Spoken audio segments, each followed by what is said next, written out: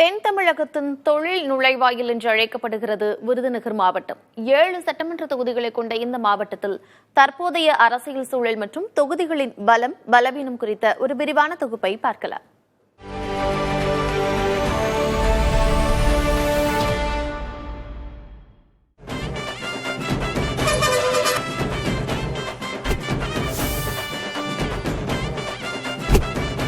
ஆயிரத்து 1985 ஆண்டு ராமநாதபுரம் மாவட்டத்திலிருந்து பிரிக்கப்பட்டு புதிய மாவட்டமாக உருவானது விருதுநகர்.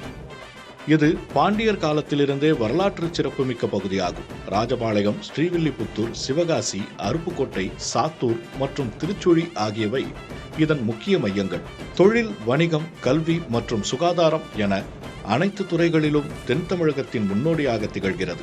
1950 முதல் தமிழக அரசியலின் முக்கிய மாற்றங்களை தீர்மானிக்கும் களமாகவும் கர்ம வீரர் காமராஜர் பிறந்த மண்ணாகவும் இது போற்றப்படுகிறது.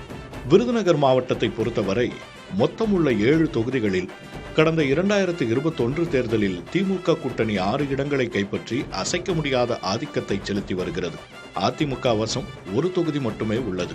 குறிப்பாக திருச்சுழி தொகுதி அமைச்சர் தங்கம் தென்னரசுவின் அசைக்க முடியாத கோட்டையாக மாறியுள்ளது. தொகுதி மறுசீரமைப்புக்கு பிறகு நடைபெற்ற 3 தேர்தல்களிலும் இங்கு திமுகவே வென்றுள்ளது. அதேபோல் அருப்புக்கோட்டையில் மூத்த அரசியலர் KKSSR ராமச்சந்திரன் 3 முறை வெற்றி பெற்று தனது செல்வாக்கை தக்க வைத்துள்ளார். ராஜபாளையம் மற்றும் விருதுநகர் தொகுதிகளிலும் திமுக தனது பிடியை வலுவாக வைத்துள்ளது.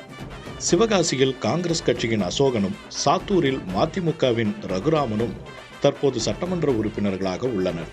பட்டாசு தொழிலாளர்கள் அதிகம் உள்ள சிவகாசியில் கடந்த காலங்களில் அதிமுக, மதிமுக என பல்வேறு கட்சிகள் மாறி மாறி வென்றுள்ளதால் எப்போதும் ஒரு இழுபறி நிலை நீடிக்கிறது. ஸ்ரீவில்லிபுத்தூர் தனி தொகுதியில் கடந்த 5 தேர்தல்களில் அதிமுக 3 முறை வெற்றி பெற்றுள்ளது. இந்த மாவட்டத்தின் வெற்றியை தீர்மானிப்பதில் சமூக காரணிகள் முக்கிய பங்கு வகிக்கின்றன. விருதுநகர் மற்றும் சிவகாசியில் நாடார் சமூகத்தினரும், திருச்சுழி மற்றும் அருப்புக்கோட்டையில் முக்குலத்தோர் சமூகத்தினரும், சாத்தூரில் நாயுடு மற்றும் தேவர் சமூகத்தினரும் வெற்றியை நிர்ணயிக்கும் சக்திகளாக உள்ளனர்.